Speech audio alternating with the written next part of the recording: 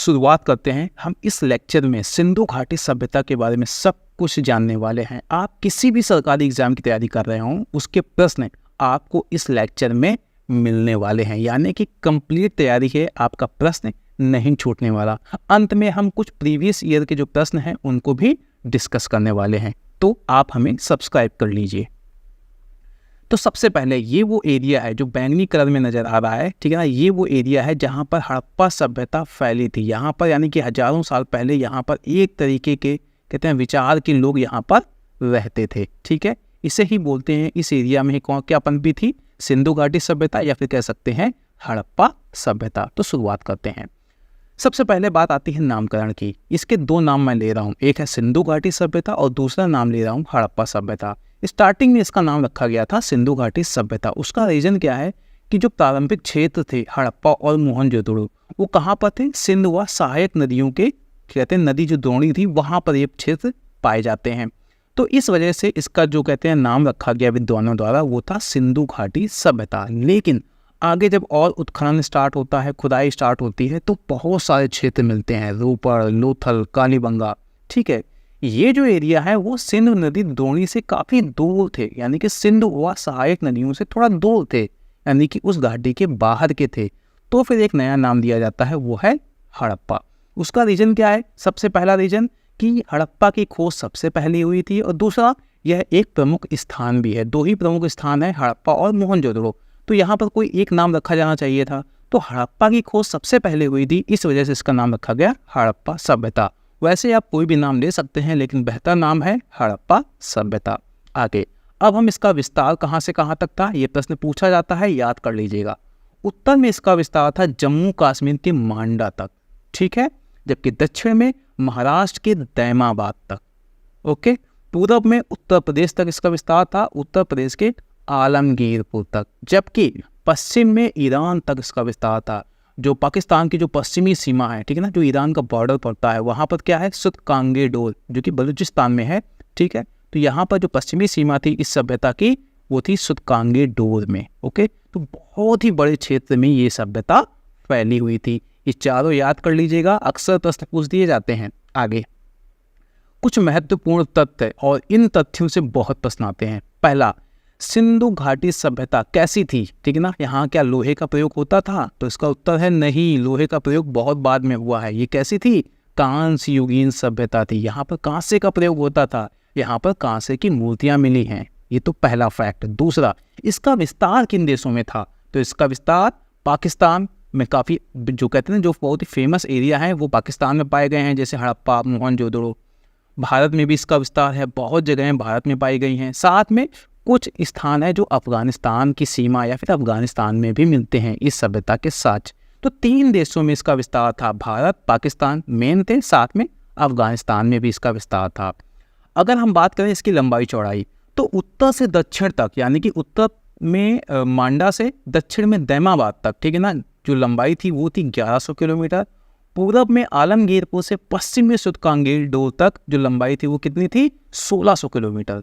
तो कैसी थी, कुल मिलाकर इस तरीके से लंबाई ऊपर से उत्तर से दक्षिण थोड़ी कम थी, जबकि पूर्व से पश्चिम काफ़ी ज़्यादा थी। तो इस तरीके से एक त्रिभुजाकार स्वरूप में ये जो सभ्यता थी वो फैली थी, याद कर लीजिएगा। इसका कुल क्षेत्रफल कितना था, 13 लाख वर्ग किलोमीटर, यानी कि बहुत ही बड़े क्षेत्र में यह सभ्यता फैली थी। आगे समझते हैं कुछ महत्वपूर्ण तथ्य। और सबसे पहले पूछा जाता है कि सर्वप्रथम इस सभ्यता का पता किसने लगाया, तो याद रखिएगा चार्ल्स मैसन ने 1826 में ही इसका पता लगा लिया था, लेकिन तब इस पर बहुत ज़्यादा किसी ने ध्यान नहीं दिया। 1921 में क्या होता है, जब भारतीय पुरातत्व सर्वेक्षण विभाग, बोले तो आर्कियोलॉजिकल सर्वे ऑफ इंडिया के जो अध्यक्ष थे सर जॉन मार्शल, ये हैं सर जॉन मार्शल, ठीक है ना, इनके नेतृत्व में एक पुरातत्व आर्कियोलॉजिस्ट थे, पुरातत्वविद थे, दयाराम साहनी, ठीक है ना। इन्होंने क्या किया, जहाँ पर हड़प्पा मिला है वहाँ पर खुदाई स्टार्ट की, उत्खनन स्टार्ट किया, ठीक है। तो वहाँ पर क्या मिलता है, हड़प्पा नगर, ये है दयाराम साहनी, ठीक है। जब 1921 में जब हड़प्पा नगर मिलता है तो सोचा एक नगर तो होगा नहीं, बहुत नगर यहाँ हो सकते हैं, क्योंकि ऐसा लग रहा है जैसे ये कोई सभ्यता थी। तो फिर आगे चलकर मोहनजोदड़ो जहाँ पर मिला वहाँ पर खुदाई स्टार्ट की जाती है, उत्खनन स्टार्ट किया जाता है। वो किसके द्वारा होता है, राखाल दास बनर्जी, जस्ट अगले साल ही स्टार्ट हो गया, ठीक है ना। यानी कि काफ़ी लोग मोटिवेटेड थे, उनको लग रहा था कुछ नया मिलने वाला है। तो राखाल दास बनर्जी ने 1922 में किसकी खोज की? मोहनजोदड़ो की। ये है राखाल दास बनर्जी। आगे देखते हैं, इसका जो कहते हैं ना समय, ये कब की है, कितने साल पुरानी है, तो यहाँ पर याद रखना है 2500 ईसा पूर्व से 1750 ईसा पूर्व में इसका विस्तार माना गया है।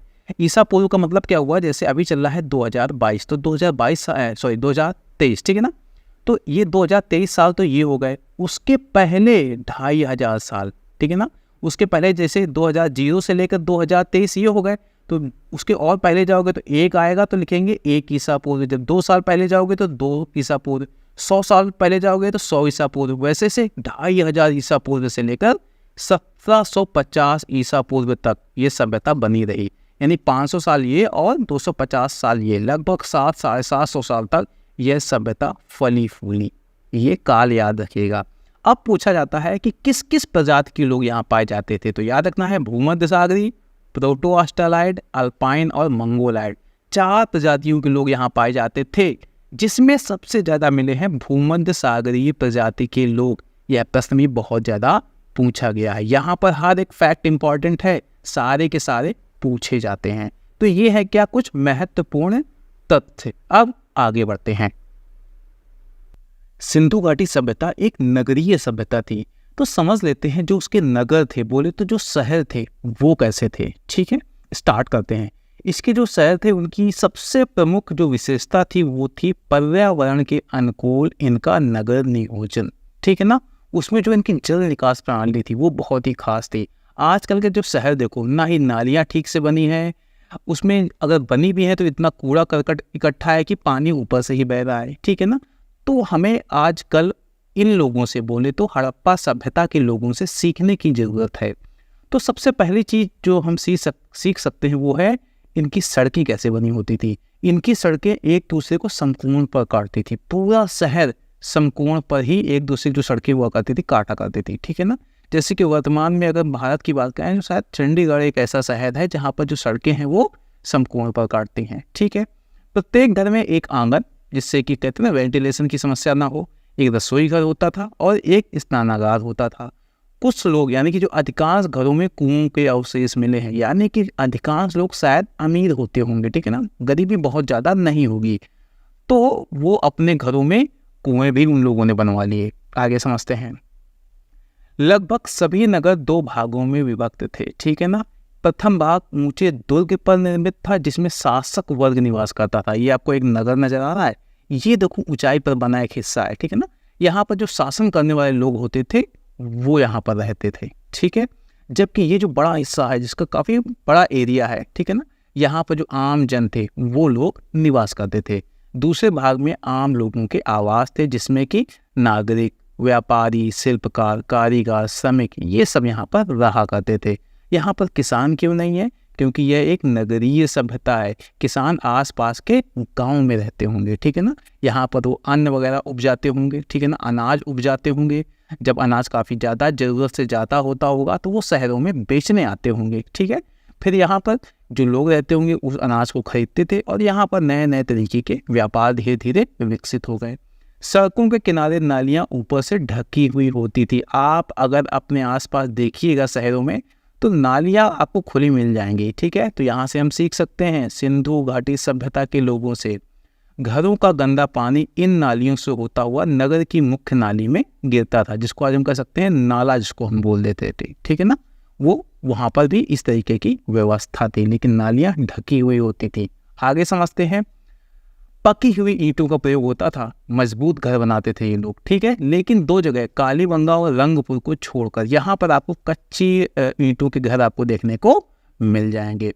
हड़प्पा कालीन नगरों के चारों ओर प्राचीर बनाकर किलेबंदी की गई थी। ठीक है ना, यानी कि नगर कुछ इस तरीके से बनाते थे। पश्चिमी हिस्से पे जो कहते हैं ना शासक वर्ग रहा करता था और पूर्वी में क्या होता था, जो आम लोग। ठीक है, तो इस तरीके से नगर बनाए जाते थे और चारों ओर किलेबंदी की जाती थी, जिसका उद्देश्य क्या था, चोर, लुटेरों और जो ऐसे डाकू जो पशुओं की चोरी कर लेते थे, इनसे बचाना था। ठीक है, घरों के दरवाजे व खिड़कियां मुख्य सड़क पर न खुलकर गलियों में खुलती थी। कितना खास बात है, आजकल के लोग देखो सबको मेन हाईवे में ही रोड घर चाहिए, फिर उसके बदले में कितना कहते हैं ना नॉइस पोल्यूशन आता है, ध्वनि प्रदूषण होता है, कितना एयर पोल्यूशन होता है, कोई चिंता नहीं होती है। लेकिन उस वक्त के लोग कहते हैं ना अपने दरवाजे व खिड़कियां मुख्य सड़क पर नहीं लगाते थे। क्यों नहीं लगाते थे? क्योंकि पॉल्यूशन बहुत ज़्यादा आएगा, ठीक है। लेकिन लोथल इसका अपवाद है, वहाँ पर जो दरवाजे व खिड़कियाँ मुख्य सड़कों की ओर खुलती थी। तो मुख्य विशेषता ये है कि जो दरवाजे व खिड़कियाँ थी वो गलियों में खुलती थी, ठीक है, लोथल को छोड़कर। अगर हम ईंटों की बात करें तो उनका अनुपात होता था 4-2-1, लंबाई चौड़ाई और मोटाई के आकार की ईंटें ज़्यादा प्रचलित थी, ठीक है ना। 4 अनुपात में इसकी लंबाई थी, 2 अनुपात में चौड़ाई और 1 के अनुपात में मोटाई हुआ करती थी। अब हड़प्पाई लिपि के बारे में समझ लेते हैं। क्योंकि हड़प्पा सभ्यता एक नगरीय सभ्यता थी, ठीक है ना, तो लोग पढ़े लिखे तो जरूर होंगे। तो समझते हैं कि जो हड़प्पाई लिपि मिली है उसकी क्या विशेषताएं थी। तो हड़प्पाई लिपि लगभग 64 चिन्ह मिले हैं, ठीक है ना, जिनको हम मूल चिन्ह कह सकते हैं, जो सलखड़ी की आयताकार मुहरों आदि में मिलते हैं। ये आपको मुहरें नजर आ रही हैं, सारी कैसी हैं? आयताकार हैं, ये सलखड़ी की बनी हैं, ठीक है ना। तो यहाँ पर जो चिन्ह नजर आ रहे हैं यही हैं, कहते हैं ना, इनकी लिपि में प्रयोग होने वाले चिन्ह। अभी तक इसे पढ़ा नहीं जा सका है, ठीक है ना। आप भी अगर इसे देखोगे तो समझ नहीं पाओगे कि ये क्या लिखा है। हड़प्पाई लिपि पिक्टोग्राफ अथवा चित्रात्मक थी। यहाँ पर आपको चित्र नजर आ रहे हैं कई तरह के, ठीक है ना। तो ऐसा लग रहा है कि चित्रों के माध्यम से अपनी कहते हैं ना अपनी बात को कहते थे। ये दाईं से बाईं ओर लिखी जाती थी। साथ में इसका नाम दिया गया है बूस्ट्रोफेदन। ये पूछा गया है, बहुत सारे एग्जाम में पूछा गया है, तो याद रखिएगा। सबसे ज़्यादा चित्र मिले हैं यू आकार के और मछली के चित्र, ठीक है। जैसे एक ये है यू आकार का, ये भी है यू आकार का, ये भी है यू आकार का। तो और मछली, जैसे ये है मछली का एक चित्र यहाँ पर नजर आ रहा है, ठीक है। यानी कि यू आकार के चित्र और मछली के चित्र बहुत ही ज़्यादा मिले हैं। आगे समझते हैं सामाजिक जीवन के आधार पर, ठीक है ना। सामाजिक जीवन के बारे में थोड़ा समझ लेते हैं कि वहाँ का जो समाज था, उनके कहते हैं ना उनकी व्यवस्था कैसी थी। तो समाज की इकाई कैसी थी? परिवार थी। जैसे आज भी क्या है, समाज की इकाई परिवार ही होती है, ठीक है। चूँकि यहाँ पर माता देवी की पूजा के साक्ष्य मिले हैं, ठीक है, तो ऐसा माना गया कि शायद ये समाज था मातृ सत्तात्मक था। आजकल हमारा समाज कैसा है? पितृ सत्तात्मक है, ठीक है। लेकिन हड़प्पाई जो समाज था वो कैसा था? मातृ सत्तात्मक। समाज में विद्वान होते थे, योद्धा, व्यापारी, श्रमिक वर्ग वगैरह भी थे। आगे समझते हैं। आवासों की संरचना समाज की आर्थिक विषमता को दर्शाती है। यहाँ पर कुछ लोग देखो बहुत ही महलों में रहते हैं, कुछ के मकान 2 मंजिला हैं, कुछ के मकान 1 मंजिला थे, जबकि कुछ के मकान ऐसे थे जो सिर्फ एक कमरे भर के, एक कमरे में ही पूरा मकान था। तो इससे क्या पता चलता है कि कुछ लोग शायद अमीर रहे होंगे और कुछ लोग गरीब। साथ में यहाँ सजावटी सामान बहुत मिला है जो इंसान कहते हैं सजावट के लिए प्रयोग करते हैं, ठीक है ना। तो साज सज्जा पर विशेष ध्यान देते थे ये लोग, और स्त्री एवं पुरुष दोनों लोग आभूषण पहनते थे। इनके आभूषण देखो कुछ इस तरीके से हैं, ठीक है ना। ये शायद हार होगा, ठीक है ना, पैरों में बांधने वाला, हाथों में बांधने वाला, इस तरीके की। यहाँ से एक प्रसाधन मंजूसा भी मिली है, ठीक है ना, जिसमें सब सजावट का सामान रखा रहता होगा। कहीं जाते होंगे तो साथ ले जाते होंगे, जहाँ पर सजने का मन हुआ उसका यूज कर लिया। चहुंदड़ों से लिपस्टिक के साथ मिले हैं, यानी कि बहुत आगे थे वो लोग, ठीक है। सिंध सभ्यता के लोग ऊनी व सूती दोनों तरह के वस्तुओं का प्रयोग करते थे, ठीक है ना। जैसे कि आज हम लोग क्या करते हैं, ठंड में बेसिकली ऊनी कपड़ों का प्रयोग करते हैं और गर्मियों में हम लोग ध्यान देते हैं सूती कपड़े, ठीक है ना। तो उस वक्त भी इसका प्रयोग किया जाता था। खाने पीने की बात करें तो शाकाहारी और मांसाहारी दोनों प्रकार का भोजन करते थे, ठीक है। इसके अलावा आप खेल कूद के लिए, जैसे आज हम लोग सोशल मीडिया का यूज़ करते हैं, क्रिकेट खेलते हैं, तो वहाँ पर ये जो मिले हैं ये सब चीज़ें, तो ऐसा क्या लगता है कि ये लोग पासा वगैरह खेला करते होंगे, ठीक है ना। तो मनोरंजन के लिए चौपड़ा और पासा खेलते थे। अगर हम बात करें, अगर कोई मर गया तो किस तरीके से उनको दफन किया जाता था, अंतिम संस्कार किया जाता था, तो पूर्ण समाधिकरण सर्वाधिक प्रचलित था, ठीक है ना। दफन कर दिया जाता था पूरी तरीके से। कहीं कहीं आंशिक समाधिकरण भी था, यानी कि जो इंसान कोई मर गया तो पक्षियों को खाने के लिए छोड़ दिया गया, जो अवशेष बचते थे उसको दफन कर दिया जाता था। साथ में दाह संस्कार, जैसे इंसान को जला दिया जाता था। तो तीनों तरीके प्रचलित थे। इसके अलावा यहाँ के जो लोग ना गणित से भी, ठीक है ना, धातु निर्माण, जैसे कांसे की जो मूर्तियाँ मिली हैं, यानी इनको धातु निर्माण का भी नॉलेज था। जो स्केल वगैरह मिले हैं, ठीक है ना, यानी मापतौल की प्रणाली का अंदाजा था। ग्रह नक्षत्र मौसम विज्ञान आदि की भी जानकारी रखते थे। ये लोग युद्ध प्रिय कम शांत प्रिय ज़्यादा थे, क्योंकि यहाँ पर योद्धा वर्ग बहुत ज़्यादा ताकतवर नहीं मिला है कि बहुत हथियार मिले हों, कि ऐसी मूर्तियाँ मिली हों कि लोग हथियार लिए उसमें दिख रहे हों, ऐसा कुछ नहीं मिला है। ठीक है, तो ऐसा अंदाज़ा लगाया गया है कि लोग युद्धप्रिय नहीं थे। जो थोड़े बहुत अगर हथियार मिल भी रहे हैं वो अपनी रक्षा के लिए हैं। ठीक है, श्रमिकों की स्थिति का आकलन कर व्हीलर ने दास प्रथा को स्वीकार किया है। तो कुछ मकान तो महल जैसे हैं, कुछ ऐसे हैं कि कई कमरों के मकान हैं, कुछ 2 खंड के मकान बने हैं, कुछ मकान ऐसे हैं जो कहते हैं कि एक एक कमरे में ऐसा लग रहा है कि लोग अपना जीवन बिताते थे। तो ऐसा अंदाज़ा लगाया गया है कि वहाँ पर शायद दास प्रथा थी। इसका अंदाज़ा किसने लगाया है? व्हीलर ने। अब हम राजनीतिक जीवन के बारे में समझ लेते हैं। सबसे बड़ी समस्या यहीं पर आती है कि हड़प्पाई लोगों का जो राजनीतिक जीवन है, ठीक है ना, या उनका जो भी राजनीतिक संगठन था, उसके बारे में कोई स्पष्ट आभास नहीं मिलता है। ठीक है ना, अंदाज़ा लगाया गया है कि ये जो लोग थे बहुत ज़्यादा व्यापार वाणिज्य पर ध्यान देते थे।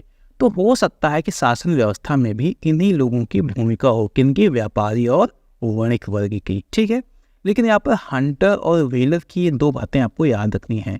हंटर के अनुसार मोहनजोदड़ो में राजतंत्रात्मक न होकर जो शासन था वहाँ का, वो कैसा था? जनतंत्रात्मक था, यानी कि लोकतंत्र था। व्हीलर के अनुसार सिंधु सभ्यता के लोगों का शासन मध्यवर्गीय जनतंत्रात्मक शासन था और उसमें धर्म की महत्ता थी। यानी धर्म का काफ़ी महत्व था राजनीति में। शासन जनतंत्रात्मक था, बोले तो लोकतंत्र था। ठीक है ना, और कैसा था? मध्यवर्गीय, यानी कि जो व्यापारी वर्ग होता है ना, बेसिकली क्या माना जाता है? उसको मध्य वर्ग माना जाता है। ठीक है ना, तो शासन में मध्य वर्ग की काफ़ी महत्वपूर्ण भूमिका थी। तो इतना ही कहा जा सकता है हड़प्पाई लोगों के राजनीतिक जीवन के बारे में। अब आगे समझते हैं, समझ लेते हैं आर्थिक जीवन के बारे में। तो जो सिंधु सभ्यता थी, सिंधु सभ्यता थी, वो कैसी थी? नगरीय सभ्यता। बिना गाँव के नगर नहीं बसाए जा सकते, यानी कि आस पास गाँव होंगे। ठीक है ना, गांव में जो खाने पीने का जो सामान है उसको उपजाया जाता होगा, पशु वगैरह होते होंगे, तो जो वहाँ की जो खेती होगी ना, काफ़ी उन्नति होगी। ठीक है ना, उन्नत होगी। तो मान लो गाँव की ज़रूरत है अगर 100 कुंटल की, तो उगाते कितना होंगे? 1000 कुंटल। तो जो बचता होगा उसको शहरों में बेचते होंगे और शहर के लोगों की ज़रूरतें पूरी होती होंगी। तो मुख्य आधार क्या निकल के आएगा? उन्नत कृषि और व्यापार। व्यापार शहरों में होता होगा और कृषि व्यवस्था कहाँ पर उन्नत होगी? गाँवों में। इस काल की अर्थव्यवस्था ही सिंचित कृषि अधिशेष, जब तक कृषि अधिशेष नहीं होगा तब तक तो सारे लोग कृषि में ही लगे रहेंगे। जब ज़्यादा अगर नहीं पैदा होगा, सिर्फ उतना ही पैदा कर पा रहे हैं हर एक इंसान जितनी उसकी ज़रूरत है, तो लोग शहर में आएंगे कि नहीं? गांव में रहना पड़ेगा। यानी कि कृषि अधिशेष जरूर होगा, पशुपालन भी होता होगा। ठीक है ना, साथ में शहरों में अलग अलग दस्तकारियाँ होती होंगी। ठीक है ना, और जो व्यापार होगा, आंतरिक और व्यापार दोनों तरीके का काफ़ी ज़्यादा होता था। आंतरिक व्यापार बोले तो आपस में जो लोग आपस में खरीदते बेचते थे, या फिर सिंधु घाटी सभ्यता के जितने नगर थे, ठीक है ना, उनमें भी व्यापार होता था। लेकिन विदेश व्यापार भी होता था। यहाँ से जो कहते हैं ना सामान था, या फिर व्यापार मिस्र, मेसोपोटामिया और मध्य एशिया से भी होता था। यानी कि फॉरेन ट्रेड भी उस वक्त के लोग किया करते थे। प्रमुख बंदरगाह कौन थे? लोथल, रंगपुर, सुरकोटदा और प्रभासपाटन। ये उस वक्त के प्रमुख बंदरगाह थे। क्योंकि जो जल परिवहन होता है ना, काफ़ी सस्ता साधन होता है, इस वजह से शायद जल परिवहन की महत्वपूर्ण भूमिका थी। इसके अलावा जो ये लोग दशमलव प्रणाली से वाकिफ़ थे। जैसे आज भी हम लोग जो दशमलव की प्रणाली है माप की, वो हम लोग यूज करते हैं। इसके अलावा मापन की इकाई 16 के गुणक में होती थी। जैसे 8 आने, 16 आने हम लोग यूज बोलते हैं ना, तो इसी तरीके की मापन की इकाई तब हुआ करती थी।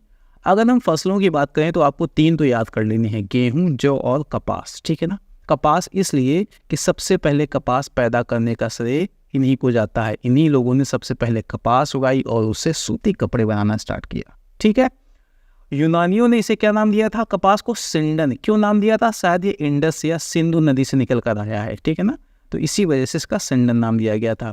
और यहाँ के प्रमुख खाद्यान्न कौन थे? गेहूं और जौ। ठीक है ना, तो गेहूं और जौ और कपास तो बहुत ही महत्वपूर्ण है। इसके अलावा मटर, तिल, सरसों आदि का भी उत्पादन किया जाता था। कृषि कार्य हेतु पत्थर के औजारों का प्रयोग किया जाता था और कांसे के औजार। लोहा बहुत बाद में आया है। ठीक है, और ये सभ्यता कैसी है? कांस्य युगीन सभ्यता है। यहाँ पर कांसे के औजारों का प्रयोग किया जाता था। आगे समझते हैं। यहाँ पर फावड़ा या फॉल नहीं मिला है। तो खेती करते थे तो जुताई भी करते होंगे, लेकिन कुछ मिला नहीं है ऐसा कुछ। तो अंदाज़ा लगाया गया है कि जो फावड़ा या फाल होता होगा वो लकड़ी की, यानी कि लकड़ी के हल का प्रयोग करके ये लोग शायद खेती करते होंगे, ठीक है। क्योंकि ऐसा कुछ मिला ही नहीं है कि मान लो कांसे का कोई हल बना हो या पत्थर का कोई हल बना मिला हो, नहीं मिला है। तो अंदाजा लगाया है कि शायद ये लोग लकड़ी के हल का प्रयोग करते होंगे, ठीक है। सिंधु सभ्यता के नगरों में कृषि पदार्थों की आपूर्ति कहाँ से होती थी? ग्रामीण क्षेत्रों से। ये इसको याद करने की जरूरत ही नहीं है, आज भी देख लो शहरों में जो कहते हैं ना कृषि पदार्थ हैं वो कहाँ से आते हैं? गाँव से। अन्नागार नदियों के किनारे बनाए गए थे, ठीक है ना, क्योंकि जल परिवहन उस वक्त प्रमुख साधन था, ठीक है। तो गांव, मान लो एक गांव ने कुछ उगाया और उसको नाव में लाद दिया और वो शहरों में पहुंच जाता था। तो शहरों में गोदीवाड़ा यानी कि क्या होते हैं, बंदरगाह बना दिए जाते थे, नाव से सामान उतारा जाता था और यहाँ पर इकट्ठा कर लिया जाता था, ठीक है ना। कृषि कार्यों में, परिवहन में और व्यापार में पशुओं की महत्वपूर्ण भूमिका थी, ठीक है ना। कुबड़ वाला बैल बहुत ही फेमस है। इसके अलावा भेड़, बकरी, हाथी, गाय, सुअर, गधा, कुत्ता, इनका भी अनुमान लगाया जाता है।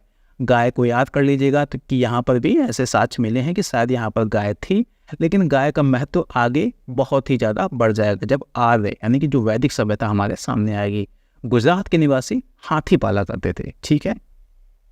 कहते हैं अगर भारत हो और धर्म की बात ना हो तो ऐसा हो ही नहीं सकता। भारत और धर्म साथ साथ चलते हैं। तो समझ लेते हैं कि हड़प्पाई जो समाज था वो किस तरीके से उनका धार्मिक जीवन चलता था, ठीक है। तो सिंधु घाटी सभ्यता के निवासी ईश्वर की पूजा मानव के रूप में, जैसे देवी देवता, वृक्ष के रूप में, पेड़ पौधों की भी पूजा करते थे, साथ में पशुओं की भी पूजा करते थे। आज भी हम लोग ये काम करते हैं, ठीक है ना। पशुओं में हम लोग क्या करते हैं, गाय को पूजते हैं, सांप को भी पूजते हैं। इस सभ्यता के लोग भूत प्रेत और तंत्र मंत्र में भी विश्वास करते थे, आज भी लोग करते हैं। ताबीज़ों के आधार पर ऐसा माना गया है कि जादू टोने में भी विश्वास करते थे, ठीक है ना। ये देखो ताबीज़ें बनी थी तो ऐसा माना जाता था कि इसमें धागा डाल देते होंगे और बच्चों के गले में पहना देते होंगे। जो मुहरे मिनी है, ठीक है ना, उसमें बलि प्रथा के भी दृश्य अंकित है। तो ऐसा अनुमान लगाया गया है कि उस वक्त बलि प्रथा भी थी। आगे यहाँ पर मातृ देवी की जो मूर्तियाँ मिली हैं, पशुपतिनाथ की मूर्तियाँ मिली हैं, ठीक है ना। लिंग, योनि आदि की भी पूजा की जाती थी। आज भी देखो शिवलिंग की पूजा की जाती है। कामाख्या मंदिर जो है असम का, वहाँ पर योनि की पूजा की जाती है, ठीक है। तो कुल मिला के जो उर्वरता है, ठीक है ना, उसकी पूजा की जाती है। ओके, तो इनको आपको याद रखना है। पशुपतिनाथ आज के हम शिव से जोड़ सकते हैं। ओके, इसके अलावा सैंधववासी वृक्ष की, पशुओं की, सांप आदि की भी पूजा करते थे। विशाल स्नानागार का प्रयोग संभवतः धार्मिक अनुष्ठान में होता होगा, ठीक है ना। ये जो स्नानागार बना था, यहाँ पे पानी भरते होंगे, फिर नहाते होंगे, फिर पूजा पाठ किया करते होंगे, ठीक है। आज भी जो दक्षिण भारत के मंदिर हैं वहाँ पर आपको स्नानागार बने जरूर मिल जाएंगे, ठीक है, कि पहले आप नहाइए फिर पूजा कीजिए। कालीबंगा से प्राप्त अग्निकुंड के आधार पर, ठीक है ना, के साक्ष्य के आधार पर यह कहा जा सकता है कि अग्नि व स्वास्थ्य की पूजा की जाती थी। आज भी अग्नि का महत्व है हवन वगैरह करने में, ठीक है ना। साथ में जो स्वास्तिक के चिन्ह हैं वो हर घर में बनाए जाते हैं। तो ये तब से चले आ रहे हैं, वैदिक सभ्यता से भी पहले से, यानी कि हड़प्पाई समाज से ये सब चीज़ें चली आ रही हैं। अगला हम बात करें कि दाह संस्कार कैसे होता था। 3 तरीके थे। एक था पूर्ण समाधान कि इंसान मर गया उसको दफन कर दो। आंशिक समाधान, इसमें क्या होता था कि इंसान मर गया उसको करें पशु पक्षियों के लिए छोड़ दो, तो थोड़ा खा लेंगे, इसके बाद उसको दफन कर दो, जैसे आजकल जो जैन परंपरा होती है वैसा। कलश समाधान, इसमें क्या होता था कि इंसान को जला दो, फिर जो उसकी अस्थियाँ होती थी, ठीक है ना, उसकी राख होती थी, उसको दफन कर देते थे एक कलश में भर कर। इनके धार्मिक दृष्टिकोण का आधार इहलौकिक तथा व्यवहारिक था। यानी धार्मिक पूजा पाठ इसलिए नहीं करते थे कि परलोक में जो अगला जीवन है, ठीक है ना, वो ठीक होगा। नहीं, इनका मानना था कि हम धार्मिक, इनका दृष्टिकोण था, यानी कि इनका मानना था कि हम जो पूजा पाठ करेंगे जिससे कि जो हमारा जीवन है वो बेहतर होगा, ठीक है। तो इतना याद रखिएगा, परलोक की चिंता नहीं थी इनको, इसी जीवन की चिंता थी। मूर्ति पूजा का आरंभ संभवतः सिंधु सभ्यता से ही होता है, ठीक है ना। यहाँ पर ही मूर्तियाँ सबसे पहले नजर आती हैं, इसके बाद वैदिक सभ्यता में सब गायब हो जाती हैं। फिर आगे चलकर जो गुप्त काल आता है, ठीक है ना, वहाँ पर मंदिर नजर आते हैं। तो मूर्ति पूजा कहते हैं ना, भारत में सबसे पहले शायद यहीं प्रारंभ हुई थी और आज तक चली आ रही है, ठीक है ना। ये देखो उर्वरता की देवी का, ठीक है ना, एक मूर्ति बनी है जहाँ पर गर्भ से एक पौधा निकलता दिखाया जा रहा है। हड़प्पा से प्राप्त एक मृण मूर्ति के गर्भ से एक पौधा निकलता दिखाया गया है जो उर्वरता की देवी का प्रतीक है, ठीक है ना। ये कहाँ निकल रहा है? हड़प्पा से। ओके, अब पूछा जाता है कि क्या देन है सिंधु घाटी सभ्यता की, यानी वो कौन कौन सी चीजें हैं जो आज भी हम वैसे ही प्रयोग कर रहे हैं, ठीक है। तो आपको ऐसे दिमाग में होगा जैसे दशमलव आधारित मापतौल की प्रणाली, जो नगर नियोजन है, बेहतर जो नगर बसाए जाते हैं, ठीक है ना, उनसे हम प्रेरणा ले सकते हैं कि कितने शानदार नगर वो लोग बसाते थे। सड़कें व नालियों की व्यवस्था वो लोग करते थे। बहुदेववाद, आज भी देख लो, जाने कितने देवी देवताओं की पूजा होती है, मातृ देवी की पूजा होती है, प्रकृति पूजा होती है, शिवलिंग पूजा होती है, लिंग व योनि की पूजा होती है, योग, ठीक है ना, जो योगी की मूर्ति मिली है वहाँ से, तो तब भी शायद योग का प्रचलन था, आज भी है। जल का धार्मिक महत्व, हमेशा जब हम लोग पूजा पाठ करने जाते हैं तो जल का महत्व होता है, हम लोग पहले स्नान करते हैं फिर आगे बढ़ते हैं। स्वास्तिक के चिन्ह तब भी थे, आज भी। ताबीज़ तब भी प्रयोग किया जाता था, आज भी। तंत्र मंत्र जैसी चीज़ें तब भी थीं, आज भी। आभूषण तब भी प्रयोग किए जाते थे, और आज तो भाई गजब ही हो गया, ठीक है ना। बहुफसली कृषि व्यवस्था, अग्नि पूजा, इक्का गाड़ी, बैलगाड़ी, ये सब चीज़ें तब होती थीं, और आज भी आपको ये सब चीज़ें देखने को मिल जाएंगी। तो इसे क्या कह सकते हैं? सिंधु घाटी सभ्यता की देन। इसके अलावा सबसे प्रमुख देन थी इनका पूर्ण विकसित नगरीय जीवन। आज के भी नगर उनके सामने फीके नजर आएंगे। जितना व्यवस्थित तरीके से वो लोग नगर बसाते थे, आज के नगर उतने व्यवस्थित नहीं हैं। तो ये है हम उनकी देन, जिनसे हम बहुत कुछ सीख सकते हैं। अगर सीखना ही है तो आपको सबसे पहले सीखना होगा, कहते हैं ना, ये जो नगरीय जीवन है, ये जो नगरीय व्यवस्था थी, किस तरीके से वो लोग नगर बसाते थे, इसको तो हमें उनसे जरूर सीखना चाहिए। ठीक है, अब हम एक एक करके इनके नगरों के बारे में थोड़ा जान लेते हैं, ठीक है ना। तो सबसे पहले हड़प्पा के बारे में, ये जो अवशेष हैं ये हड़प्पा के हैं। तो सिंधु घाटी सभ्यता की खोज सबसे पहले कहाँ हुई थी? इस हड़प्पा से ही हुई थी। कब हुई थी? 1921 में। इसको उत्खनन किसने किया था? दयाराम साहनी ने। और निर्देशन किसका था? माधव स्वरूप वत्स का। तो ये है दयाराम साहनी। वर्तमान में ये है पाकिस्तान के पंजाब प्रांत के मोंटगोमरी जिले में, और रावी नदी के तट पर है, ठीक है ना। कौन सा? हड़प्पा किस नदी के तट पर है? रावी नदी के तट पर, और पाकिस्तान में है। स्टुअर्ट पिंकट ने क्या कहा था कि यह एक अर्ध औद्योगिक नगर था, ठीक है ना। इसके अलावा एक विस्तृत साम्राज्य की जुड़वां राजधानी, जैसे कि जो सिंधु घाटी सभ्यता थी बहुत ही विस्तृत थी, तो दो नगर बहुत ही पॉपुलर थे, एक था हड़प्पा और मोहनजोदड़ो, ठीक है ना। तो इस वजह से क्या कहा गया है? जुड़वां राजधानी है, ओके। और ये कैसा नगर था? अर्ध औद्योगिक नगर। नगर की रक्षा के लिए इसमें पश्चिम में एक दुर्ग है, एक किला बनाया गया है, ठीक है ना। उत्तर से दक्षिण तक लंबाई कितनी है? 415 मीटर, जबकि पूर्व से पश्चिम तक की लंबाई कितनी है? 195 मीटर। जिस टीले पर जो दुर्ग बनाया गया है, ठीक है ना, किला बनाया गया है, उसको व्हीलर ने क्या नाम दिया है? माउंट एबी। तो ये जो जानकारी है वो हड़प्पा से जुड़ी हुई है। अब आगे समझते हैं मोहनजोदड़ो के बारे में। मोहनजोदड़ो, इसका सिंधी भाषा में अर्थ होता है मृतकों का टीला। ये कहाँ पर है? सिंधु नदी के तट पर। वो कहाँ पर था? रावी नदी के तट पर। लेकिन दोनों ही कहाँ पर है? पाकिस्तान में, ठीक है। वो पंजाब प्रांत में था, और ये कहाँ पर है? सिंध प्रांत में, नरकाना जिले में, सिंधु नदी के तट पर, ठीक है ना। ये है मोहनजोदड़ो, और ये था यहाँ पर हड़प्पा। इसकी खोजकर्ता कौन थे? राखाल दास बनर्जी। 1922 में, जस्ट एक साल बाद इसकी खोज की गई थी, और ये है राखाल दास बनर्जी। यहाँ पर जो शासन व्यवस्था, ऐसा माना जाता है, कैसी थी? जनतंत्रात्मक, यानी कि लोकतंत्र था। यहाँ का जो सर्वाधिक महत्वपूर्ण स्थल है वो है स्नानागार। ये जो बना हुआ है, कितना बड़ा स्नानागार है, सीढ़ियाँ बनी हैं, ईंटें देखो कितनी बेहतर तरीके से सजाई गई हैं, ठीक है। आज से लगभग 5000 साल पहले की बात है ये। कांसे की बनी एक नर्तकी की मूर्ति यहीं से मिली है। ये जो मूर्ति मिली है ना, कांसे की बनी है, ठीक है ना। और इसको बनाया गया है द्रवी मोम विधि, ठीक है, यानी कि तांबा और टिन, ठीक है ना। तांबा और टिन को मिलाकर किसका निर्माण किया जाता है? कांसे का निर्माण किया जाता है। तो कांसे की ये मूर्ति बनी है, और लॉस्ट वैक्स मेथड बोलते हैं इंग्लिश में, हिंदी में क्या बोलते हैं? द्रवी मोम विधि द्वारा इसका निर्माण किया गया था। तो ये थी जानकारी मोहनजोदड़ो के बारे में। अगला नगर है चहुंदड़ो। ये कहाँ पर है? सिंध प्रांत में। जैसे मोहनजोदड़ो, ठीक है ना, नाम मिलता जुलता है ना, मोहनजोदड़ो, चहुंदड़ो, तो ये दोनों कहाँ पर हैं? सिंध प्रांत में, ठीक है। मोहनजोदड़ो से 130 किलोमीटर दूर ये है मोहनजोदड़ो। इसके दक्षिण की ओर और पूर्व की ओर ये है चहुंदड़ो, और ये भी किस नदी के किनारे है? सिंध नदी के किनारे में। एक करेक्शन कर देता हूँ, यहाँ पर ये जो पीओके है, ठीक है ना, उसको पाकिस्तान में दिखाया गया है। तो ये नक्शा भारत का कुछ इस तरीके से होगा। तो याद क्या रखना है कि जो चहुंदड़ो है वो भी कहाँ पर है? सिंधु नदी के तट पर। इसकी खोज की थी एन गोपाल मजूमदार ने 1934 में, और इसका उत्खनन किया था अर्नेस्ट मैके ने 1935 में, ठीक ना। यानी कि जब मोहनजोदड़ो की खोज हो गई थी उससे 10-12 साल बाद, ठीक है ना, इसकी खोज सामने आती है, उसके बाद इसका उत्खनन किया जाता है। यह एकमात्र स्थल है जहाँ वक्राकार ईंटें मिली हैं। याद रखना है, यहाँ पर झोकर झांगर संस्कृत के भी अवशेष मिले हैं। जब हड़प्पा सभ्यता खत्म हो जाती है तो एक नई सभ्यता उभरती है, ठीक है ना, जो ग्रामीण थी, तो उसे ही क्या कहा गया है, झोकर झांगर संस्कृति। यहाँ पर एक मनका बनाने का कारखाना मिला है, भट्टी के भी अवशेष मिले हैं, ठीक है ना। शायद यह एक कैसा था, औद्योगिक केंद्र था, क्योंकि यहाँ पर कारखाने वगैरह ज़्यादा हैं, मणकारी के कारखाने हैं, मोहरें बनाई जाती थी, भार माप के बटखरे बनाए जाते थे। तो इस वजह से अंदाज़ा लगाया गया है ये क्या था, एक औद्योगिक केंद्र था। अगला नगर है वो है लोथल। ये है भारत में पड़ता है, भारत के गुजरात के अहमदाबाद जिले में भोगवा नदी के तट पर ये है लोथल, ठीक है। इसका भी नक्शा थोड़ा करेक्ट कर देता हूँ। खोजकर्ता कौन थे, एस.आर. राव, और 1955 में इसकी खोज की थी। यह एक बंदरगाह नगर था, ठीक है ना, यहाँ पर एक बंदरगाह था, एक गोदीवाड़ा मिला है, ठीक है।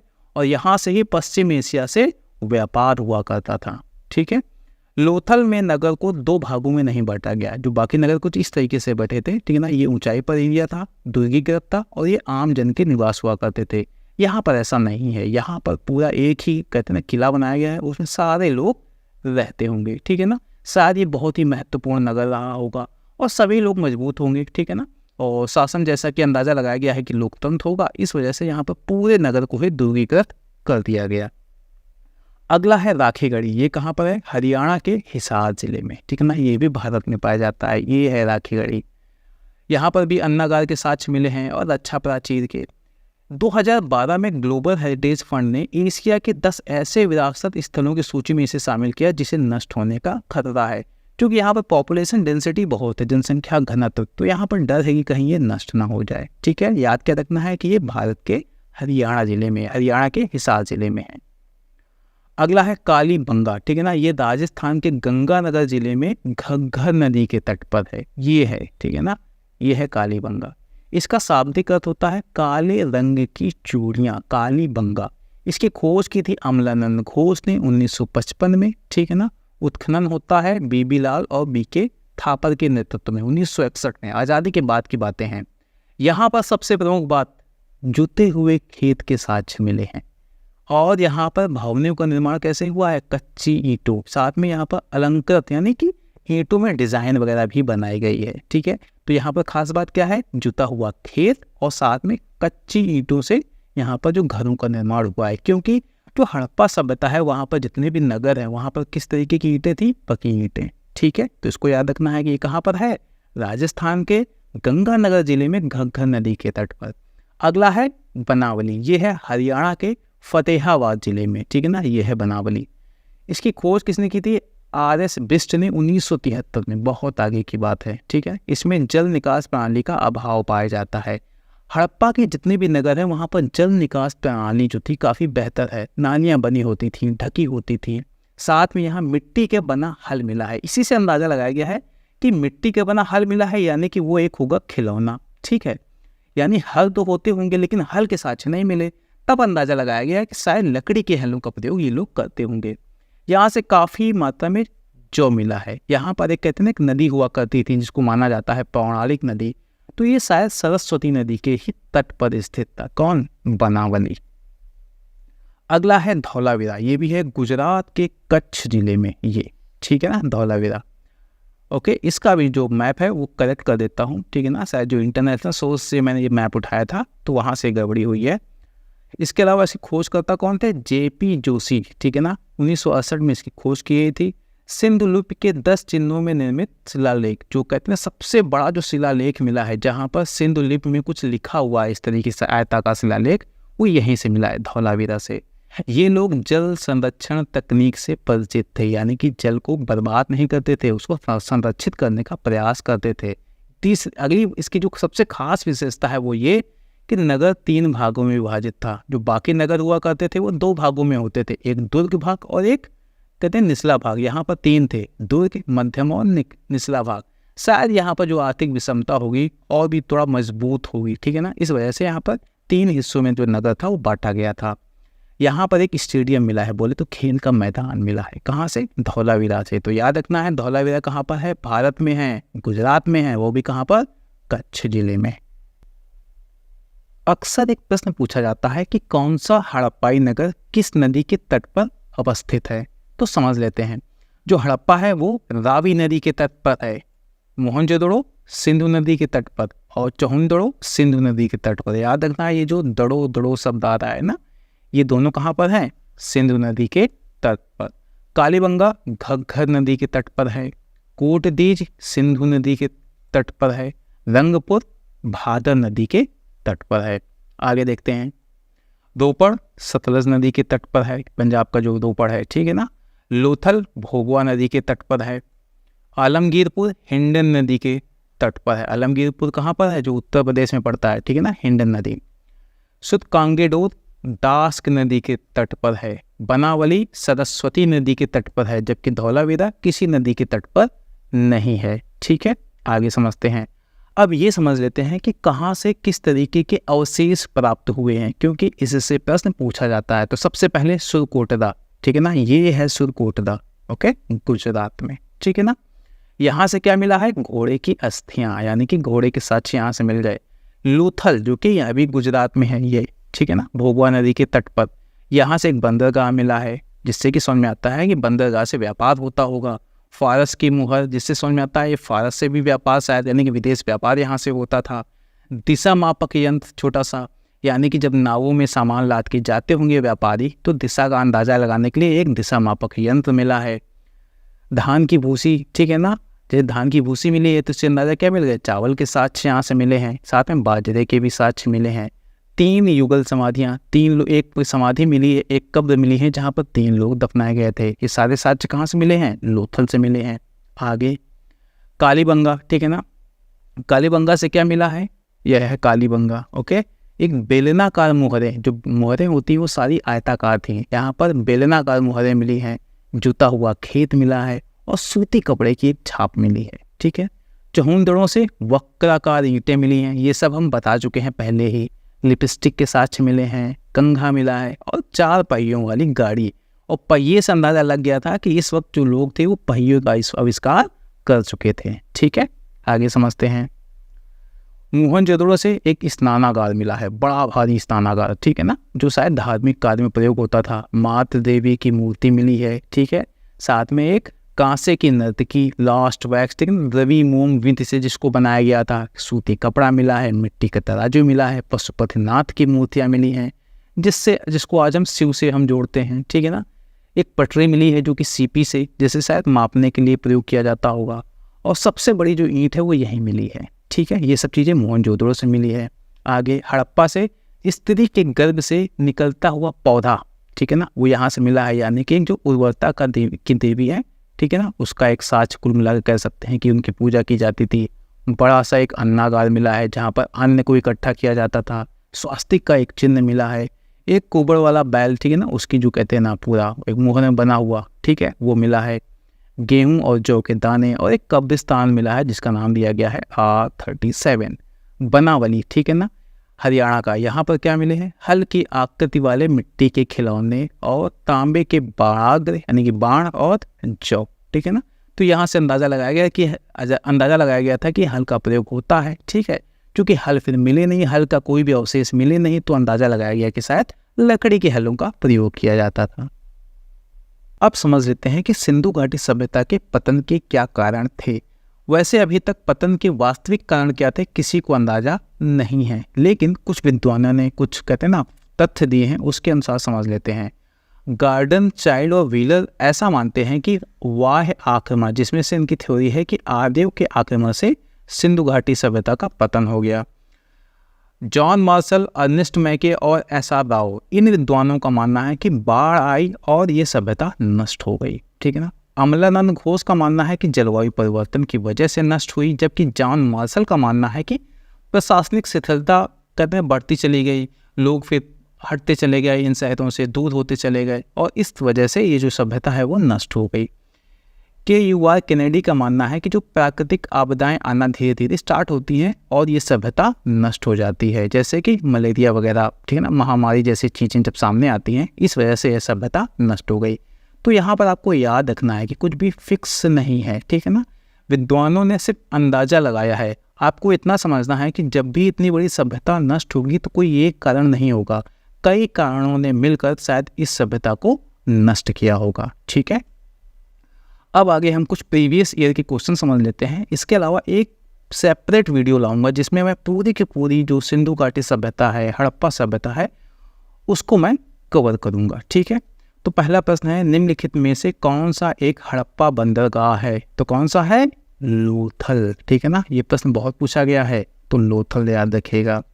अगला कि एक उन्नत जल प्रबंधन व्यवस्था के साक्ष्य कहाँ से प्राप्त हुए हैं? मैंने धौलावीरा के बारे में बताया है, जरा ध्यान दीजिएगा। मैंने कहा है कि वहाँ की जो जल संरक्षण जो प्रणाली है ना, बहुत ही उन्नत थी। ठीक है, तो धौलावीरा इसका आंसर हो गया।